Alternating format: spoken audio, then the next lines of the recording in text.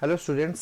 आज हम जो है वो एसएसटी क्लास 10th की सिविक्स की जो बुक है उसकी पूरा रीड करने के लिए जा रहे हैं आपका, जिसमें हम डिटेल्ड स्टडी करेंगे इस चैप्टर को। और फिर जो आगे वाली वीडियोस हमारी आएगी वहाँ पर हम क्या करेंगे, इसके जो इंपॉर्टेंट पॉइंट्स है उसको जो है हम एक्सट्रैक्ट करके एक अलग से वीडियो बना देंगे। अभी जो टॉपिक आ रहा है आपका, इस टॉपिक में हम पूरे चैप्टर को डिटेल्ड में डिस्कस करने वाले हैं, जो कि सिविक्स का चैप्टर नंबर 1 है, पावर शेयरिंग। अगर हम पावर शेयरिंग शब्द की बात करेंगे, पावर शेयरिंग का मीनिंग क्या होता है आपका? पावर शेयरिंग का मीनिंग होता है जब पावर को अलग अलग ग्रुप्स के बीच में बांटा जाता है। अगर हम कह सकते हैं कि जो हमारी पावर है उसको हमने क्या कर दिया, उसको अलग अलग इंस्टीट्यूशंस में डिवाइड कर दिया, या फिर हम कह सकते हैं अलग अलग ग्रुप्स में हमने डिवाइड कर दिया।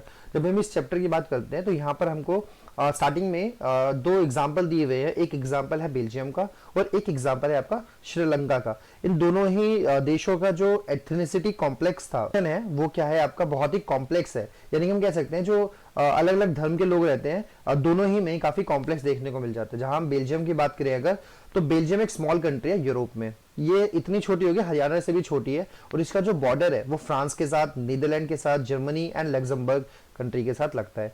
इसकी पॉपुलेशन जो है वो हरियाणा की पॉपुलेशन से भी कम है, और इसका एथनिक कंपोजिशन जो है वो बहुत ही कॉम्प्लेक्स है। लगभग अगर हम बात करें इस पूरे देश की तो 59% जो पॉपुलेशन है वो आपकी फ्लेमिश रीजन में रहती है, और जो कि कौन सी लैंग्वेज बोलती है? डच लैंग्वेज बोलती है। उसके बाद 40% of the peoples lives in the Wallonia region speaks French. 59% जो है आपके वो डच स्पीकिंग पीपल हो गए, एंड 40% पीपल जो हो गए आपके वो फ्रेंच बोलते हैं, और वो लोग कहाँ पर रहते हैं? वेलोनिया में रहते हैं। रिमेनिंग 1% ऑफ बेल्जियंस स्पीक जर्मन, और 1% लोग क्या बोलते हैं? जर्मन हो गए। तो अगर हम बात करें इसमें लैंग्वेज की, तो मेजर 3 लैंग्वेज यहां पर देखने को मिल गई है। उसमें भी डच सबसे ज्यादा स्पीकिंग पीपल्स हैं, उसके बाद आपका फ्रेंच आता है, उसके बाद फिर 1% लोग जो है वो जर्मन लैंग्वेज बोलते हैं। In the capital city of Brussels, अगर हम बेल्जियम की कैपिटल सिटी की बात करें तो ब्रुजेल है। ब्रुजेल में 80% पीपल जो है वो फ्रेंच बोलते हैं, और 20% जो है वो डच बोलते हैं। देखिए जो इसका जो कंपोजिशन हमको दिखाई दिया वो क्या दिखाई दिया कि सर पूरे देश में, पूरे बेल्जियम में जो उनकी अगर हम बात करें तो डच स्पीकिंग पीपल ज्यादा हैं, और 40% है आपके फ्रेंच स्पीकिंग, और 59% है आपके डच स्पीकिंग। बट उनकी जो कैपिटल सिटी है आपकी ब्रुजेल, वहां पर 80% फ्रेंच है, यानी कि फ्रेंच आपके कैपिटल में ज्यादा रहते हैं, और 20% ही ओनली जो है डच स्पीकिंग पीपल जो है वहां पर रहते हैं। आगे देखते हैं इसमें द माइनॉरिटीज, आगे बात करता है इसमें, बोलता है आपको एक minute. Okay, the minorities French speaking community was relatively rich and powerful. और जो फ्रेंच स्पीकिंग पर्सन है यहाँ पर वो क्या है आपके, बहुत अमीर है एंड पावरफुल है। This was resented by the Dutch speaking communities who got the benefit of economic development and education much later. क्या कहता है ये, जो इसमें जो डच स्पीकिंग पीपल है उनका जो डेवलपमेंट है वो बाद में हुआ था, इसकी वजह से काफी वो नाराज भी थे, हम कह सकते हैं, क्योंकि उनका डेवलपमेंट बाद में हुआ था। फ्रेंच जो लोग थे वो आपके ज्यादा डेवलप थे यूरोप, यहाँ पर बेल्जियम कंट्री के अंदर में।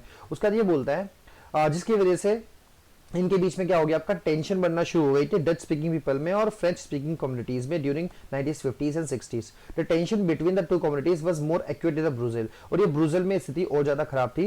ब्रुजेल presented a special problem, the Dutch speaking people constitute majority in the country but minority in the capital. कैसे यहाँ पर एक अलग तरह की प्रॉब्लम थी, वो कैसे सर, डच जो है ना वो पूरे बेल्जियम में तो संख्या में ज्यादा थे, बट जब हम कैपिटल की बात करते थे वहां पर ये माइनॉरिटीज में आ जाते थे। तो ये तो हमारे सामने एक एग्जांपल था किसका, बेल्जियम का। अभी हम जो दूसरी कंट्री है उसके बारे में देखते हैं जरा।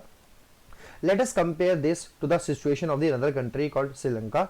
ये एक आइलैंड नेशन है। आइलैंड का मतलब क्या होता है, देखिए आइलैंड होता है आपका जो चारों तरफ से पानी से घिरा होता है, उसको हम आइलैंड कहते हैं।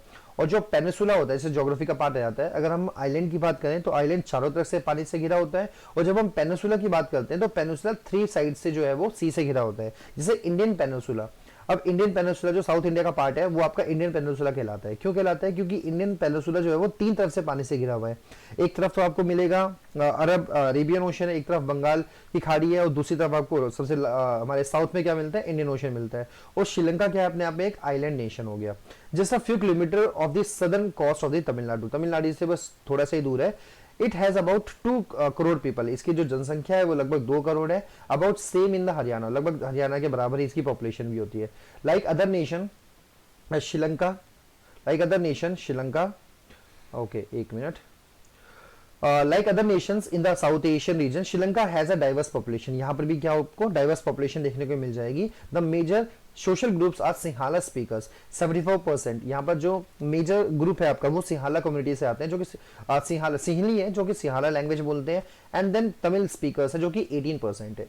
Among the Tamils there are the 2 sub group. अब तमिल्स में भी आपके 2 सब ग्रुप देखने को मिल जाते हैं। Tamil natives of the country called Sri Lankan, okay, Sri Lankan Tamils क्या कहते हैं 13%। अब देखो इसमें अगर कंपोजिशन की बात करें अगर, तो पूरे देश में 2 ग्रुप हो गए आपके, एक सिंहाला कम्युनिटी हो गई, दूसरा तमिल हो गई। अब तमिल के अंदर भी 2 तरह के सब ग्रुप्स हो गए आपके, एक जो वहां के नेटिव हैं और दूसरे जो माइग्रेट करके इंडिया से वहां पर गए थे कॉलोनियल टाइम पीरियड के ऊपर, जिसको इंडियन तमिल्स कहा गया था।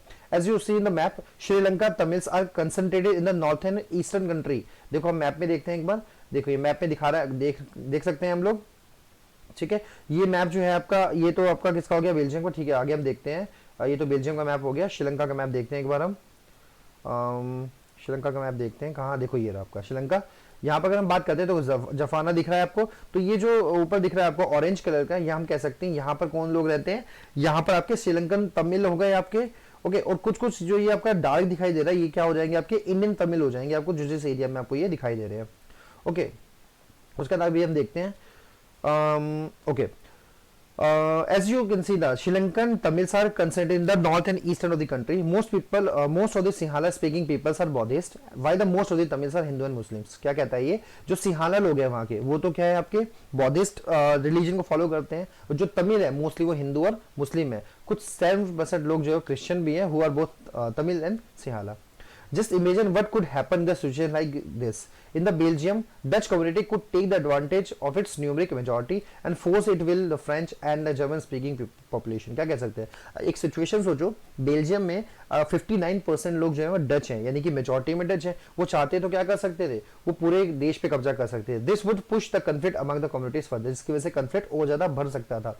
This could lead to very messy partition of the country, जिसकी वजह से हम क्या कह सकते हैं, देश का बहुत भयंकर पार्टीशन भी हो सकता था, जैसे हमारे इंडिया और पाकिस्तान में देखने को मिला था हमको आजादी के टाइम पे।